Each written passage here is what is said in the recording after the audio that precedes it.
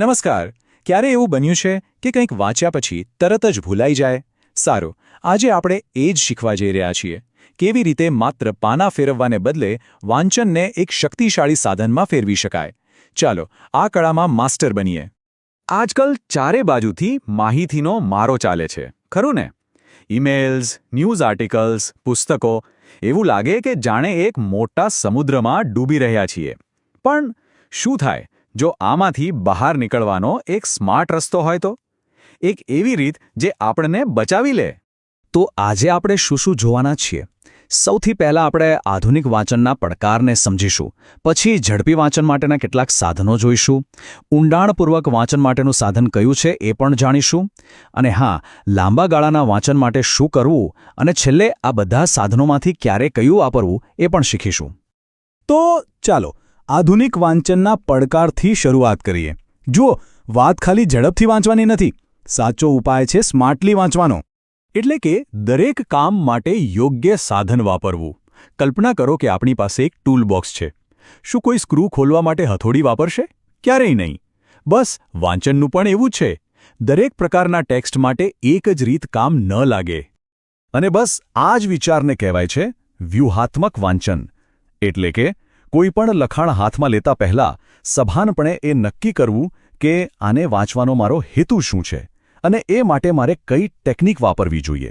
આ ખરેખર પોતાના વાંચન પર કંટ્રોલ મેળવવા જેવું છે. તો ચાલો આપણે ટૂલ કિટ ખોલીએ અને પહેલા બે સાધનો બહાર કાઢીએ. સ્કીમિંગ અને સ્કેનિંગ, આ બંને સ્પીડના માસ્ટર છે. પહેલું છે સ્કીમિંગ. સ્કીમિંગ એટલે શું? અરે, એ તો જાણે હેલિકોપ્ટરમાં બેસીને કોઈ શહેરનો નજારો લેવા જેવું છે. નીચેની દરેક ગાડી કે દરેક ઘર પર ધ્યાન નથી આપવાનું, પણ આખા શહેરનો એક ઓવરઓલ આઈડિયા મળી જાય છે. બસ આ જ છે સ્કીમિંગ. કોઈ પણ ટેક્સ્ટનો મુખ્ય સાર ઝડપથી પકડી લેવો. હવે એનું બીજું સાથી છે સ્કેનિંગ. આ હેલિકોપ્ટર જેવું નથી. આ તો જાણે અંધારામાં હાથમાં ટોર્ચ લઈને કોઈ ખોવાયેલી ચાવી શોધવા જેવું છે. અહીં આખા રૂમમાં શું છે એ નથી જોવાનું. આપણું ધ્યાન ફક્ત ને ફક્ત એ ચાવી શોધવા પર હોય છે. એટલે કે કોઈ ચોક્કસ માહિતી, કોઈ નામ કે કોઈ તારીખ શોધવી હોય ત્યારે સ્કેનિંગ કામ લાગે. તો આ બંને વચ્ચેનો તફાવત એકદમ સ્પષ્ટ છે. જુઓ, સ્કીમિંગનો હેતુ શું? આખા લેખનો જનરલ આઈડિયા મેળવવો. જ્યારે સ્કેનિંગનો હેતુ એકદમ ચોક્કસ શબ્દ કે હકીકત શોધવી. સ્કીમિંગ કેવી રીતે થાય? હેડિંગ, પહેલા છેલ્લા વાક્યો વાંચીને. જ્યારે સ્કેનિંગમાં બસ જે શબ્દ જોઈએ છે એના પર જ નજર દોડાવવાની. દાખલા તરીકે છાપું હાથમાં આવે અને ફટાફટ હેડલાઇન્સ પર નજર ફેરવીએ એ છે સ્કીમિંગ. અને ડિક્શનરીમાં કોઈ એક શબ્દનો અર્થ શોધવો એ છે સ્કેનિંગ. એકદમ અલગ, ખરું ને? સારું, તો સ્પીડની વાત તો થઈ ગઈ, પણ દરેક વખતે ઝડપ કામ નથી આવતી. ક્યારેક ઊંડાણમાં ઉતરવું પડે છે. અને એના માટે આપણી ટૂલકિટમાં એક પાવર ટૂલ છે, ઇન્ટેન્સિવ રીડિંગ. આ કોઈ કાયદાકીય દસ્તાવેજ કે પછી પરીક્ષા માટે કોઈ અઘરો પાઠ વાંચવા જેવું છે. અહીં 100% સમજણ જરૂરી છે. દરેક શબ્દ, દરેક વાક્યનો અર્થ સમજવો પડે. એવું ન ચાલે કે મોટા ભાગનું સમજાઈ ગયું. ના, આ તો જાણે કોઈ વૈજ્ઞાનિક પ્રયોગશાળામાં લખાણનું પોસ્ટમોર્ટમ કરી રહ્યો હોય એવું છે. દરેક ભાગને બારીકાઈથી જોવાનો, સમજવાનો. ખરેખર એ સમયે લખાણ એક નાની પ્રયોગશાળા બની જાય છે. અને આટલી મહેનત શા માટે? એના 4 મુખ્ય હેતુ છે જેને આપણે લિસ્ટ તરીકે યાદ રાખી શકીએ. L એટલે લેંગ્વેજ, ભાષા શીખવી. I એટલે આઈડિયાઝ, વિચારો સમજવા. S એટલે સ્કિલ્સ, નવી સ્કિલ્સ શીખવી. અને T એટલે ટેક્સ્ટ સ્ટ્રક્ચર, લખાણનું માળખું સમજવું. આ એક ખૂબ જ શક્તિશાળી રીત છે. ઓકે, તો આપણી ટૂલકિટનું છેલ્લું અને કદાચ સૌથી મજેદાર સાધન આ લાંબા ગાળા માટે છે. આને કહેવાય એક્સટેન્સિવ રીડિંગ. જો ઇન્ટેન્સિવ રીડિંગ 100 મીટરની દોડ હોય ને, તો આ એક આરામદાયક મેરેથોન છે. અહીં ધ્યેય ઊંડાણપૂર્વક વિશ્લેષણ કરવાનો નથી, પણ બસ વાંચવાનો આનંદ માણવાનો છે. મોટી સંખ્યામાં સરળ અને મનપસંદ પુસ્તકો કે લેખો વાંચવા. આનાથી વાંચવાની આદત કેળવાય છે અને સ્પીડ પણ વધે છે.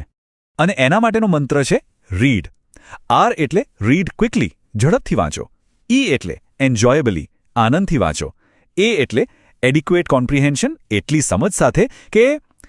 D એટલે ડોન્ટ નીડ અ ડિક્શનરી, વારંવાર ડિક્શનરીની જરૂર ન પડે. અહીં વાત ફ્લોની છે, સંઘર્ષની નહીં. તો ચાલો એક નજરમાં બંને વચ્ચેનો તફાવત જોઈ લઈએ. ઇન્ટેન્સિવ રીડિંગમાં ધ્યેય હોય છે 100% ચોકસાઈ, જ્યારે એક્સટેન્સિવમાં બસ સામાન્ય સમજ અને વાંચવાનો પ્રવાહ. ઇન્ટેન્સિવ માટેનું મટીરિયલ ટૂંકું અને અઘરું હોય છે, જ્યારે એક્સટેન્સિવ માટે લાંબુ અને મજેદાર. ટૂંકમાં એક છે અભ્યાસ અને બીજું છે આદત. બંને એટલા જ જરૂરી છે. તો હવે આપણી રીડરની ટૂલકિટ તૈયાર છે. એમાં 4 શાનદાર સાધનો છે: સ્કિમિંગ, સ્કેનિંગ, ઇન્ટેન્સિવ અને એક્સટેન્સિવ રીડિંગ. પણ એક સારા કારીગરની જેમ આપણને એ ખબર હોવી જોઈએ કે કયા કામ માટે કયું ઓજાર વાપરવું. કારણ કે ઊંડા અર્થના તાળા ખોલવા માટે સાચી ચાવી વાપરવી ખૂબ જ જરૂરી છે. અને આ દરેક ટેકનિક એક અલગ તાળું ખોલવાની ચાવી છે. ચાલો એક ફટાફટ રીકેપ કરી લઈએ. જો કોઈ લાંબા આર્ટિકલનો ફક્ત સાર જાણવો હોય તો સ્કિમિંગ વાપરો. કોઈ કોન્ટેક્ટ લિસ્ટમાંથી એક ફોન નંબર શોધવો હોય તો સ્કેનિંગ. કોઈ ખૂબ જ અગત્યનો કોન્ટ્રાક્ટ કે રિસર્ચ પેપર સમજવો હોય તો ઇન્ટેન્સિવ રીડિંગ. અને જો કોઈ મજેદાર નવલકથા શ્રેણીનો આનંદ લેવો હોય તો બિલકુલ એક્સટેન્સિવ રીડિંગ. જુઓ કેટલું સરળ છે. અંતે બસ એટલું જ યાદ રાખવાનું છે કે સારું વાંચન એ ઘડિયાળ સાથેની રેસ નથી, પણ એક સભાન પસંદગી છે. દરેક વખતે વાંચવા બેસો ત્યારે 1 સેકન્ડ માટે વિચારો કે મારો હેતુ શું છે, અને પછી યોગ્ય સાધન પસંદ કરો. તો હવે એક સવાલ.